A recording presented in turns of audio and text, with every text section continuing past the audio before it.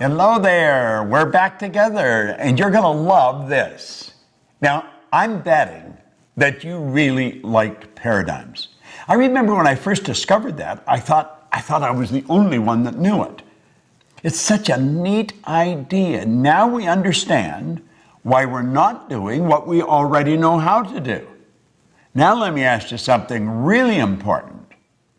Are you, or maybe a loved one, a family member, somebody that you're very close with, leaving your dreams on the table insofar as your money is concerned, or maybe the travel you'd like to do, or relationships that you want to develop, or the health that you really, truly want to enjoy, or maybe even your love affair. You're missing it. The dream has escaped you. How would you like to know a formula that's as exact, it's as exact as mathematics on how to get what you want? See, most people are really extras in their own movie. They look at somebody else and they think, wow, if only I could do that. Well, let me let you in on a secret. You can do that if that's what you want to do. I'm betting that is probably not what you want to do. That's what they want to do.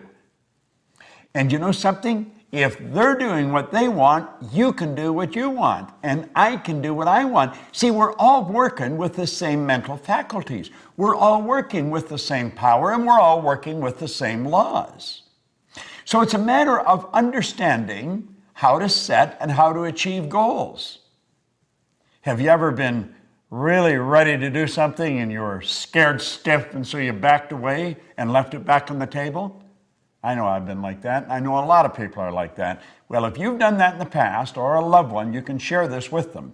And I would suggest that you do invite some friends in and share this with them, and then sit around as a group and openly and very transparently discuss these hang-ups that we've got, because we've all got them. You're not the only one with them. Now let's stop and think about goals. You know, Thoreau was, he was quite a guy.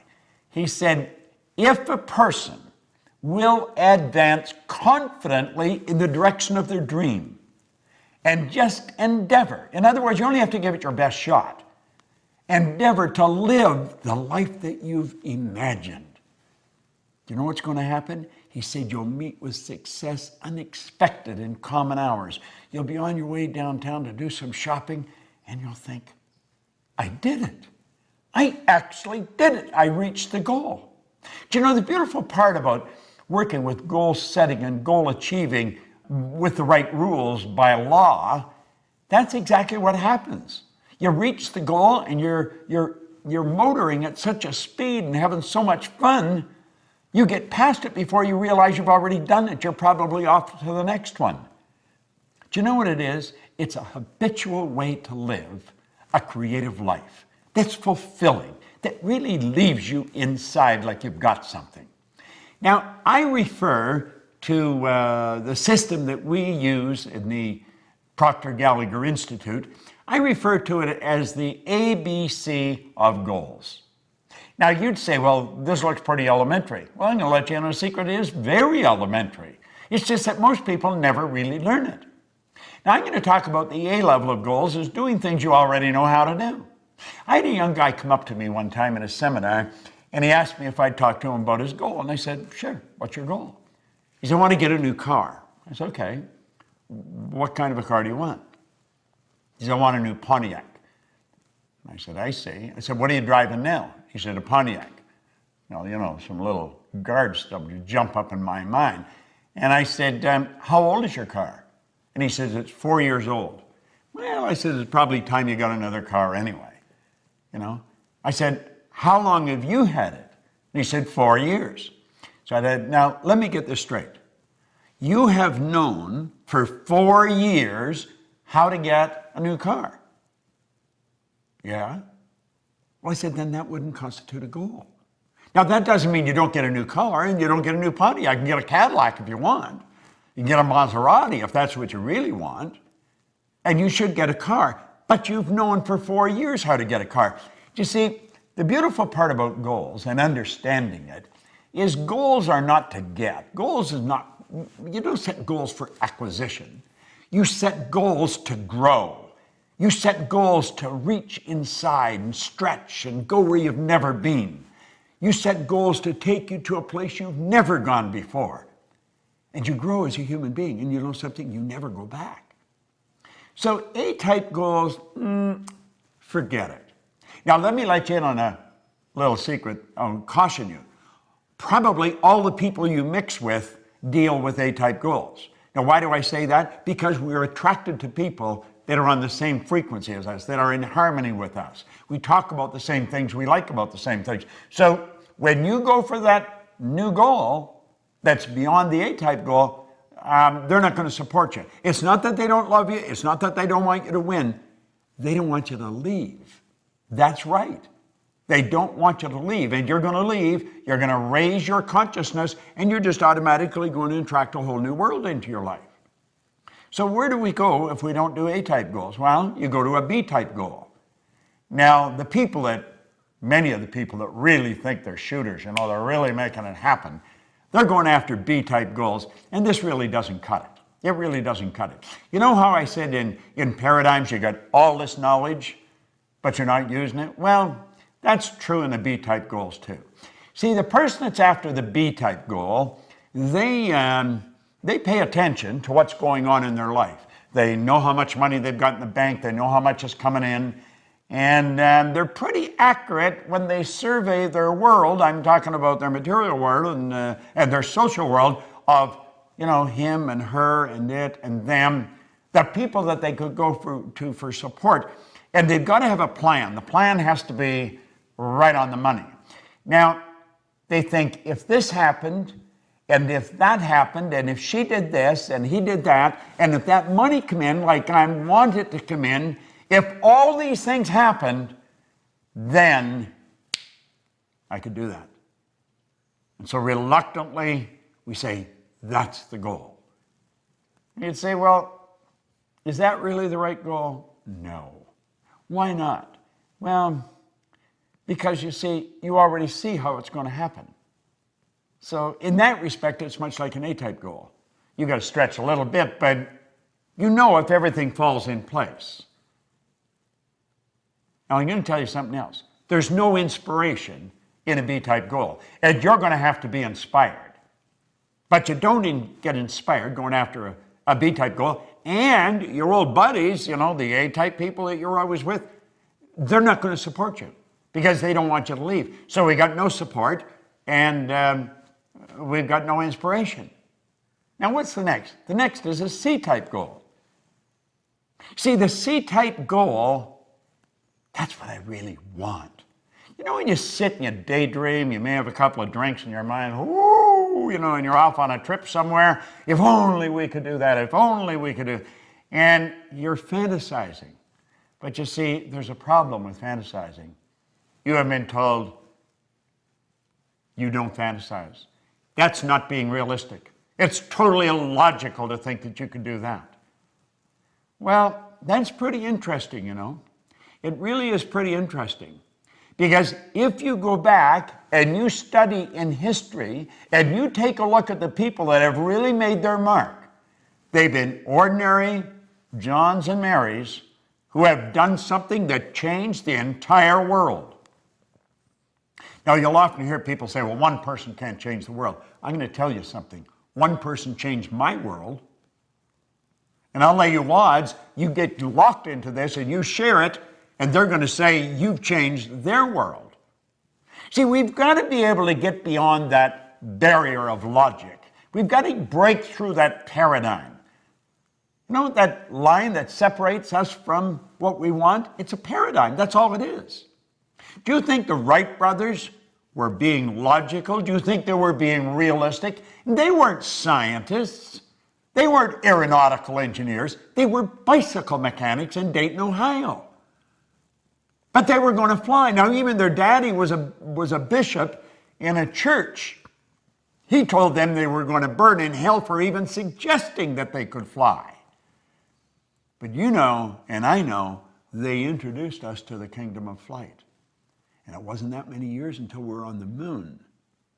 Now think, they crashed right through the logic barrier. They went right through it. They didn't let it stop them. Now you may say, but they're different than me. Well, they probably are. They didn't leave their dreams on the table, and you may be leaving your dreams on the table. Get them off the table. Get them back in your mind. Fall in love with them. Plant them in your heart. What did Solomon say? As a person thinketh in their heart. You've got to get emotionally involved with this. How does a guy like me, no formal education, no business experience, earn millions of dollars, build a business that operates all over the world? I do it because I don't let logic stop me. I'm not afraid of losing. Now think, what do you really want? Go lay under a tree somewhere. Don't even talk to anybody. Let your mind wander. Let it take off. Go to the land of imagination. Think about it. Let your mind wander. Go right through the terror barrier that we call logic. I'm going to teach you something about the terror barrier later, but I want you to stop and think of what you want. I had the very good fortune of working with Sir Edmund Hillary. Now, you might not even know who he is, although he hasn't been gone very long. He is the guy that was the first person to stand on top of the world. He was the very first man to stand on the top of Mount Everest, along with Tenzing Norgay, his Sherpa guide. So you know the beautiful thing about them, this little side deal, neither one of them would say who got there first. Tenzing Norgay didn't say. Edmund Hillary didn't say. But they were the first, Hillary and his Sherpa guide. Now, Ed Hillary was a beekeeper from New Zealand. He was a beekeeper down in Auckland, New Zealand.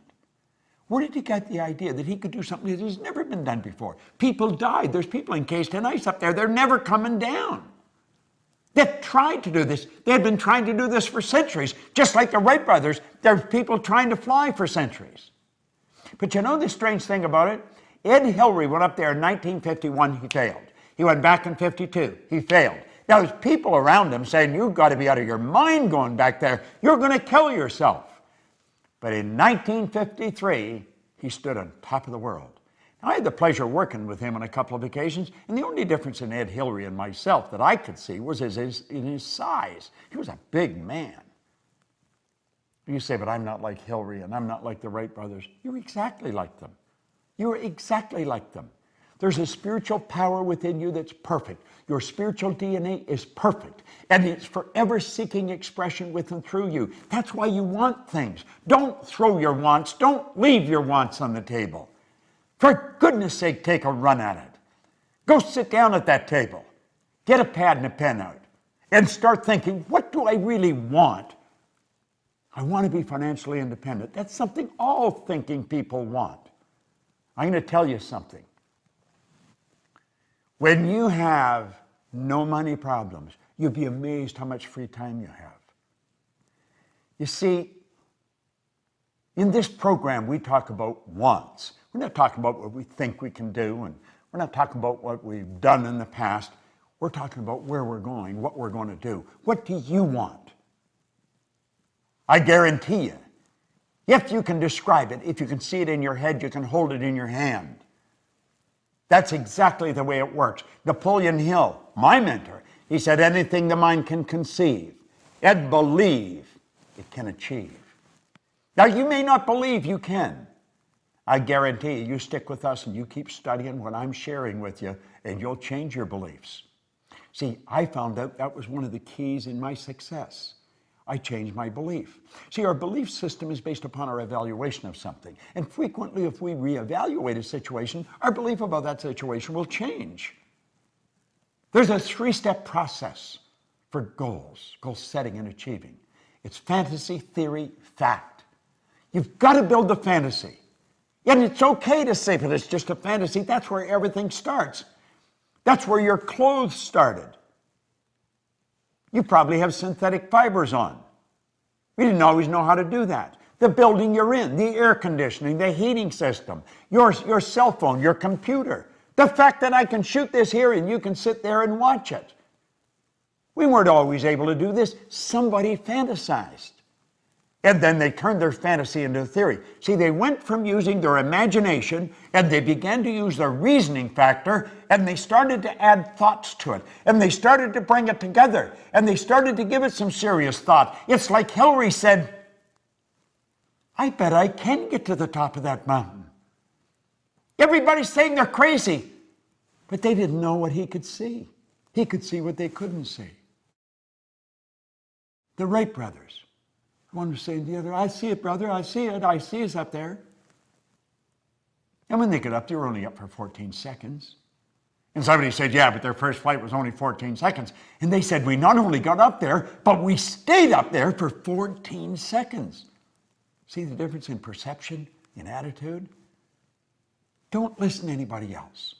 The only person you want to listen to is somebody that's accomplished more than yourself and know that they're no better than you. Listen to them. Do what they tell you. I know how to win.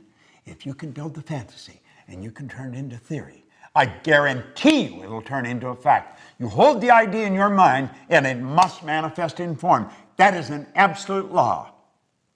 The wealthiest man in the world in 1908 really started this movement that we are talking about today. Andrew Carnegie told Napoleon Hill, he said, any idea that is held in the mind, that's emphasized, that you fall in love with, that's either feared or revered, will begin at once to clothe itself in the most convenient and appropriate form available. Now, I want to share something that a lady come up on an airplane and give to me. She said, your materials really helped me. I want to give you something that's helped me, and it'll probably help you. It's a wonderful quote, and no one gets credit for it. Said, blessed are the humans who look for unseen things that are intuitive, but not yet accepted into the reality of life. The intuitive is the feeling part of you, the part that can see something nobody else can see. You see it in your mind. It's never been accepted into the reality of life by you or any of your friends or relatives or loved ones. But you can see it. You wouldn't be able to see it if you couldn't get it.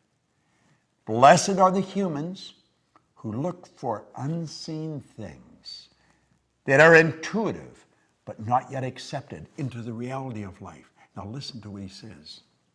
They will be rewarded with knowledge and wisdom and will become the forerunners of the newest sciences on the planet. Do you know something? There has been over 1,000 people go up Mount Everest since Ed Hillary did. I get on a plane now to fly to the other side of the world, and I go to bed. That's right.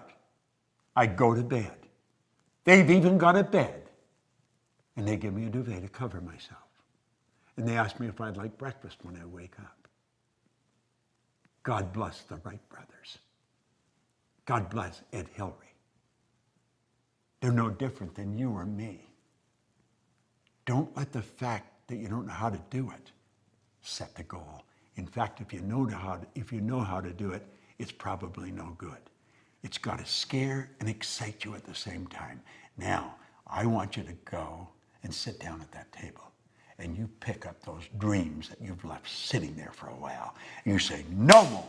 I'm alive, I'm awake, and I'm on the move, baby. There may be no one that understands, but I understand. And you write out your goal in the present tense. I am so happy and grateful. Now that, and describe it. And I'm going to come back, and I'm going to share something with you that most people never know. I'm going to teach you about the terror barrier. And when you get that, along with the paradigms in this one, I'm going to tell you, baby, you got results that stick. Don't let it slip through your fingers. Don't leave it on the table. Claim it. It's yours. This is Bob Proctor. Thank you.